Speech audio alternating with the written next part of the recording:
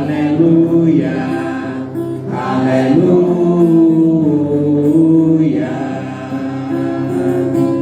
Eu sou a videira e vós sois os ramos, um fruto abundante vós sabeis de dar. Aleluia, aleluia, aleluia, aleluia, aleluia, aleluia, aleluia, aleluia.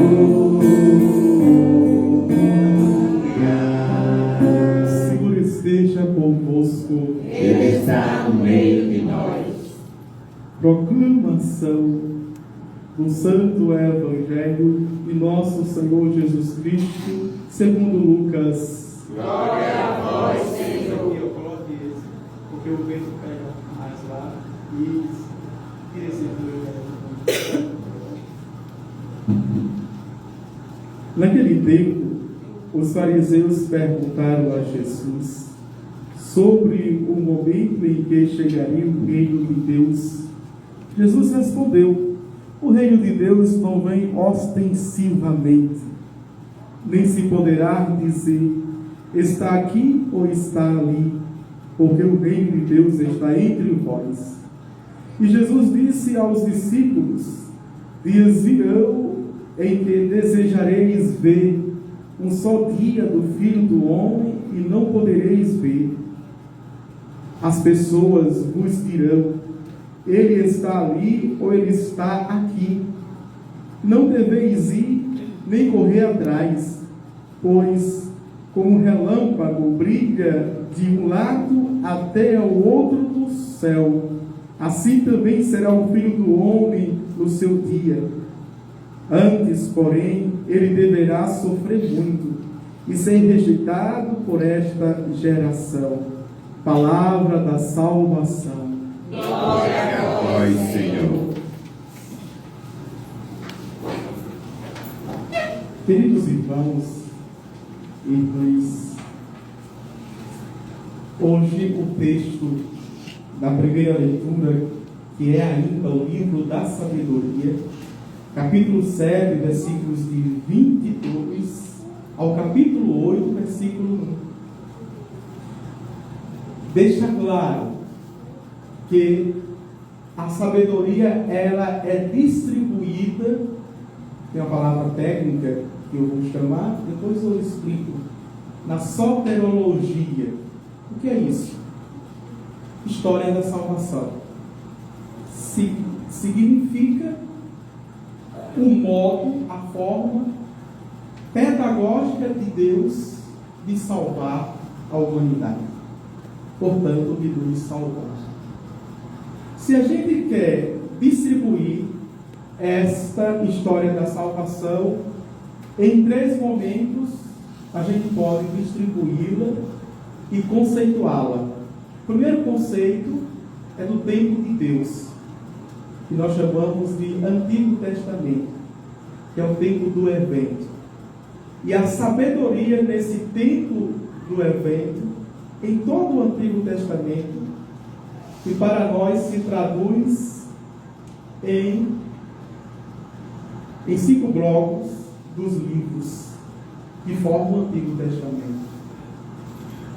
Sabedoria é Deus. Os patriarcas olhavam para os céus e diziam: existe uma sabedoria que movimenta tudo isso. Existe uma sabedoria que governa tudo isso. Sobretudo o encantamento pelos firmamentos, os céus, a terra e os mares. E lembremos que o livro do Gênesis diz: quem distinguiu, quem separou, quem estruturou, quem organizou, quem harmonizou foi o Espírito Santo. O Espírito Santo pairava sobre o caos. E este se tornou em cosmo, em harmonia. Quando os profetas e profetisas olhavam para esses firmamentos, em décadas, em séculos, em milênios diferentes, tinham a mesma expressão e a mesma certeza. Veja, não uma sensação, mas a mesma certeza. Existia também uma sabedoria. No mundo socrático, o Aristóteles, que foi discípulo de Platão e Platão de Sócrates, olhou para tudo isso e chegou à conclusão que existia um motor imóvel que movia todas as coisas e por ninguém era movido. E, última análise, o mesmo conceito de Abraão. Em última análise, o mesmo conceito de Moisés no Antigo Testamento. Só trocaram o nome. Um chamou de sabedoria, outro chamou de motor imóvel, que move todas as coisas e por ninguém é movido. E nós chamamos de Deus. Deus, que é o Deus dos deuses, o Senhor dos senhores. Acima deste nome não há outro nome. Ele é o Altíssimo. E por isso, aquelas categorias de Deus do Antigo Testamento, que na Idade Média se conhecia Deus como Deus Todo-Poderoso, onisciente, onipresente e onipotente. Era a teologia da Idade Média, conhecer Deus assim, pensar Deus como esse Deus. Veja, se nós olharmos para Elias, vimos esse Deus. Se nós olharmos para Jonas, vimos esse Deus. Se a gente olha para as mulheres do Antigo Testamento, Esther, Ruth, veja, nós vimos também este Deus.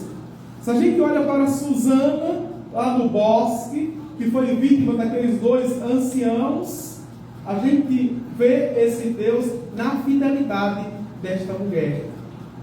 E no perjúrio desses anciãos, que queriam usar o corpo dela e assim manter digna e fiel a Deus. E ali a gente já vislumbra,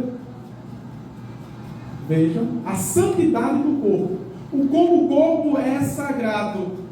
E questão de castidade não é apenas nosso, mas já faz parte do mandamento de Deus, que é o sexto mandamento. E a gente vê plenamente na consciência de se resguardar e se preservar, de se valorizar e se amar em Susana. Que não se deixa até mesmo, veja, baixar a guarda, se convencer pelo medo e pelas ameaças daqueles anciãos que forazmente, movido pelo desejo, queria usar o corpo daquela virgem, daquela jovem. Ela preferiu ser condenada, se fosse, porque sabia que eles tinham autoridade religiosa, tinham autoridade política e econômica. Sabia que todos iriam acreditar neles do que nela. Mas Deus levanta um adolescente, como é o nome dele? Daniel. Daniel, tendo o dom da revelação, não se revelou apenas para o rei Nabucodonosor, mas nesse tribunal, Daniel escuta os dois, depois divide, separa, e os dois caem na mentira. E o texto é belíssimo quando ele, no tribunal, diante do rei, chama cada um dos velhos de velhos encarcanhados. Não apenas, na velhice, nas rugas, na face talhada pela velhice, pelo tempo, mas também pela safadeza. Não é? Pelo pecado. É esse Deus que é a sabedoria e que vai se dando assim em sabedoria a nós. Depois vamos chegar nessa compreensão, na divisão. Estamos ainda no Primeiro Testamento, que é o Antigo Testamento. E essa sabedoria, aqui o texto já diz que é o Filho, ele vai pelo Filho, que nós conhecemos o nome no Novo Testamento, o Segundo Testamento, que é Jesus, mas também com um movimento e com uma luz, que nós conhecemos agora, que é o Espírito Santo. Pois bem, no Novo Testamento, essa sabedoria aparece com um novo nome. E o Novo Testamento é o tempo do acontecimento. No Antigo Testamento era o tempo do evento de Deus, do Pai. No Novo Testamento é o tempo do acontecimento. E belíssimamente, alguns textos começam assim: aconteceu. Não começa como começou naquele tempo, mas aconteceu. A encarnação, aconteceu o quê? A promessa de Deus. Aconteceu a fidelidade de Deus. Aconteceu a renovação da aliança de Deus com a humanidade e com o mundo. E definitivamente, quando Ele envia por amor o seu Filho, Jesus Cristo. E é Ele que é a sabedoria do Pai para nós, nesse tempo do acontecimento. Por isso conta para nós parábolas. Parábolas que os intelectuais não entendem. Parábolas que os sabidinhos da terra, quais são esses sabidinhos? Os fariseus, os saduceus, os escribas, veja, os mestres, os doutores da lei. Sabiam de cor, e aqui, viu, de cor, como a gente chama, e sorteado, sabia de frente para trás, de trás para frente, a Torá.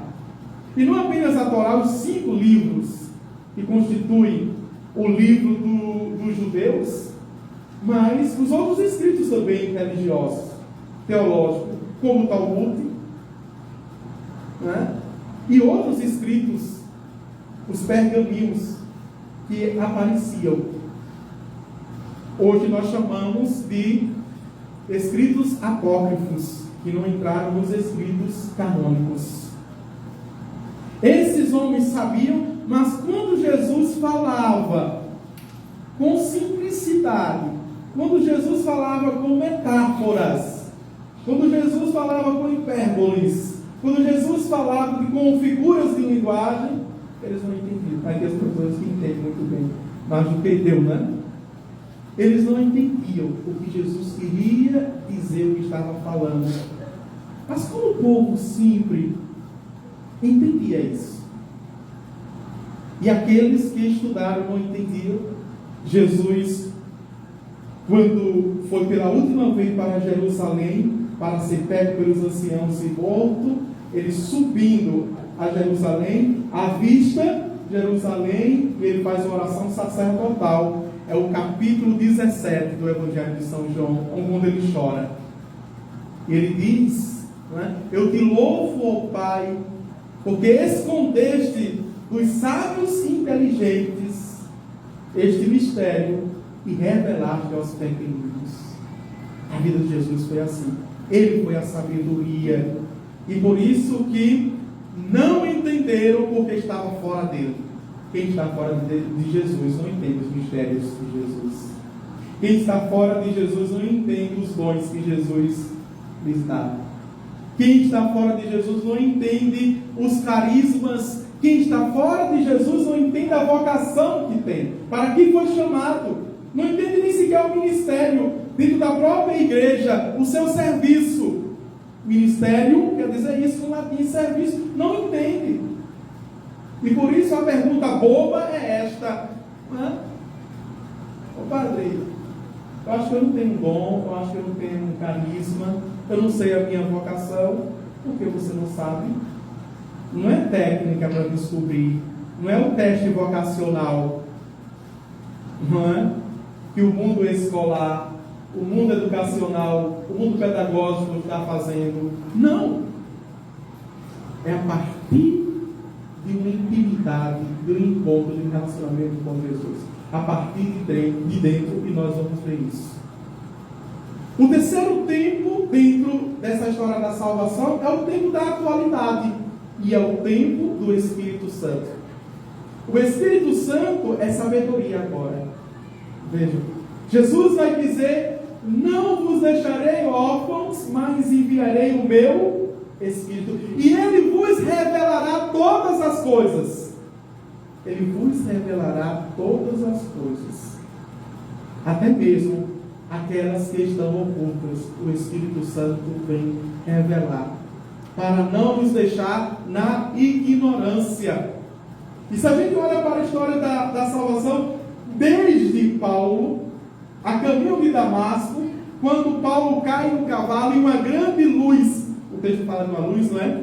De uma grande luz vem sobre ele, se desvela tudo, e Paulo compreende o que estavam fazendo, e todos os mistérios são revelados para ele, porque o Espírito Santo é a sabedoria que está dentro da Santíssima Trindade. Então podemos dizer que Deus é sabedoria, Jesus é sabedoria e o Espírito Santo é sabedoria, o Pai é sabedoria, o Filho é sabedoria e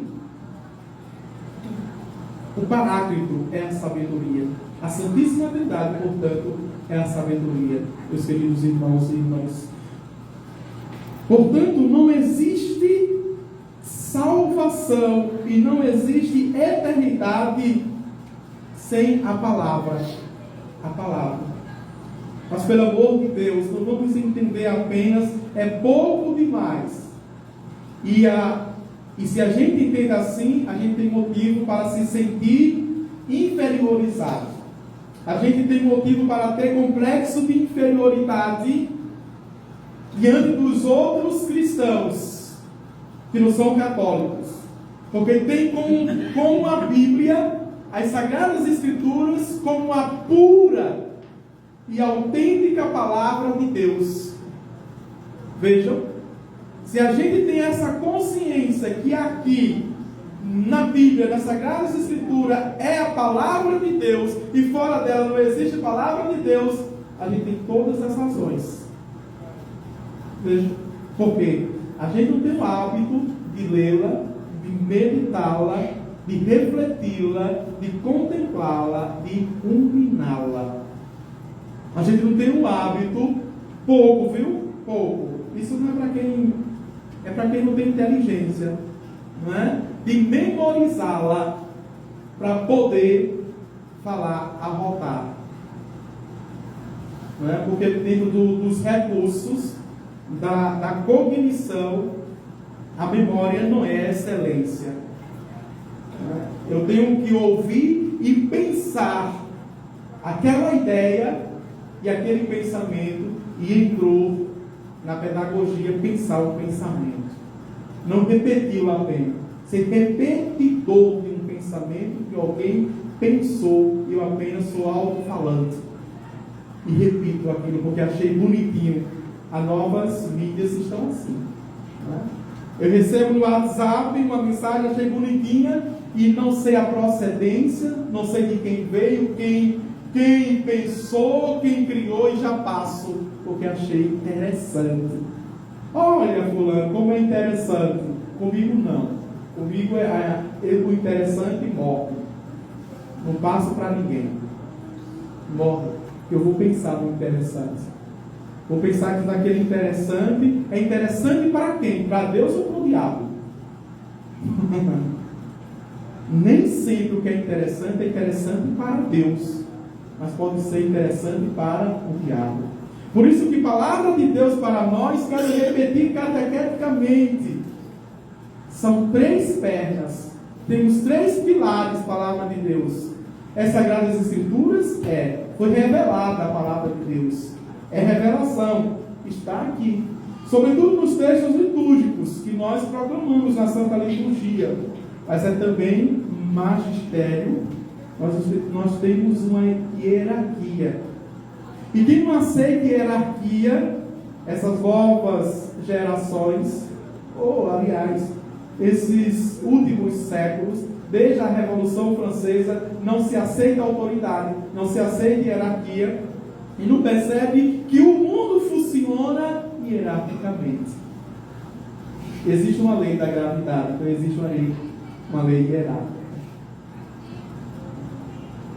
Existe uma lei na Santíssima Trindade, existe uma lei hierárquica. Jesus é da mesma natureza do Pai, é Deus? É, mas obedece a Ele. Obedece a Ele. Veja. Jesus não era maior aqui na terra do que Maria de Nazaré e José, seu pai adotivo? Era. Veja. Mas obedeceu. Obedeceu. José tinha pecado. Pensando que estava aqui, tem o Márcio, a imagem de São José. É bem aqui atrás na casa. José tinha pecado. Jesus puríssimo, humanamente, não tinha pecado. Maria não tinha pecado. Mas Jesus obedecia a Maria. Veja que Maria também, enquanto mulher, obedecia a José, que tinha pecado. Existe uma hierarquia. Hoje nós olhamos para os filhos não querem mais obedecer a hierarquia dos pais, a autoridade dos pais. A mulher socialmente não quer mais obedecer a hierarquia do esposo que existe na própria Bíblia, né? Para a família, harmonicamente, existe o diálogo, no diálogo existe. Mas na sociedade funciona assim, você querendo ou não. Não é? Você querendo ou não. E para a harmonia, veja, existe. A gente entra em certos conceitos, em certo idealismo e em certas ideologias. A gente vai assimilando, não pela fala, mas pelo jeito da gente se comportar e pelo jeito da gente fazer. E às vezes não são ideias de Deus, mas do diabo para destruir a nossa harmonia vivencial, não é? E a nossa harmonia relacional. Por isso, meus queridos irmãos e irmãs, no Evangelho existe também esta expressão que os fariseus não queriam aceitar e não aceitaram. Os fariseus. Primeira resposta Jesus dá para os fariseus. Depois ele dá para os seus discípulos. Vejam, ele diz, começa assim: naquele tempo os fariseus perguntaram a Jesus sobre o momento em que chegaria o reino de Deus. Olha a resposta de Jesus para os fariseus: o reino de Deus não vem ostensivamente. O que é isso? O reino de Deus não vem visivelmente. O reino de Deus não vem sensivelmente. O reino de Deus não vai se mostrar. O reino de Deus não vai passar pelos nossos sentidos. Ele será imperceptível aos sentidos, porque o reino de Deus não estará fora de nós, mas o reino de Deus estará dentro de nós. Em última análise, foi esta resposta que os fariseus queriam saber. Por quê? Porque lá na frente ele vai perguntar: quais são os sinais que tu nos dás para acreditarmos que esse reino chegou? E Jesus vai dizer: nenhum outro sinal será dado a essa geração perversa, a não ser o sinal de Jonas. E qual é o sinal de Jonas? O sinal da conversão. E o sinal da conversão é a mudança interior, não é a mudança externa. E vejam, é terrível isso, que a palavra de Deus, fulminada e meditada pela sabedoria do Espírito Santo, vai desbancar qualquer tipo e toda forma de proforma. Entenderam? Toda modalidade de proforma. Os outros cristãos e a sociedade pensam que conversão é mudar jeito externo. Ah, eu era alcoólatra, depois que eu aceitei Jesus, não sou mais. Meu irmão, não precisa aceitar Jesus para deixar. Basta ser consciente que está lhe prejudicando a sua família, os outros. Deus não se alegra com isso, não. A família se alegra, você se alegra, mas Deus não. Que não mudou o coração? Mudou o coração. É pro forma. Ah, eu era maconheiro, eu era aviãozinho, eu era traficante. Aceitei a Jesus, deixei de traficar, não é? De mandar o aviãozinho do pó. Não. Se você é traficante, está numa quadrilha, você sabe que você vai morrer mais cedo ou mais tarde. Se você tem um pico de amor pela sua vida, você vai deixar. É o caminho sem volta. Os seus pais e aqueles que você diz que ama, está sofrendo, porque está vendo que você está nesse caminho sem volta, na iminência de perder. As pessoas entram no mundo da prostituição, da ladroice, da corrupção, e depois que diz que aceitou Jesus, mudou de vida. Isso não é mudar de vida. Mudar de vida. Porque existem padrões morais e éticos para que você não se torne um perverso, veja, e faça mal à sociedade, para a gente conviver em harmonia. E por isso que aqueles que se tornam ameaça para a sociedade são reclusos. Não serve para viver socialmente. Então existem chamadas cadeias de princípio para essas pessoas que fazem mal para a sociedade. Não podem. Os animais agem impulsivamente porque são irracionais. E nós racionais, vejam, às vezes fazemos por vício, por paixão, por liberdade e nos tornamos piores do que animais. Porque os animais agem por impulso e nós agimos meticulosamente. Somos muitas vezes para o mal estrategistas. Aquela expressão muito pobre e popular. Eu sei, pá, tem gente que se gaba, né? Eu sei, pá, de onde eu vou atirar a pedra. Olha, essa pessoa vem maquinando, essa pessoa vem pensando, essa pessoa vem de forma estratégica, vem estudando como fazer o mal. E no Antigo Testamento se chama de ímpio. Ímpio, a pessoa ímpia, que ela sabe que é o que vai fazer, que é mal, que Deus não aceita, mas ela diz: eu quero, eu vou fazer, eu vou destruir aquela pessoa, porque eu quero. Pronto. Veja, era essa a resposta que os fariseus queriam. E Jesus não deu essa resposta. Jesus diz que o reino começa, e ele é pela essa força interna, pela capacidade de eu escutar a palavra de Deus e deixar com que ela vá movendo as estruturas, vá removendo aquilo que está em mim, não é? Já feito pedra, concreto, vá mudando o que é mal. E por isso que toda a palavra de Deus proclamada é para mim.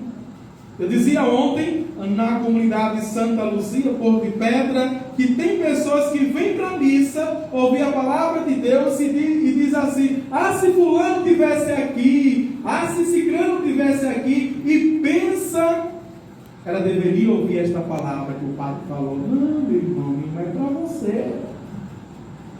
É você que deve ouvir, foi você que veio.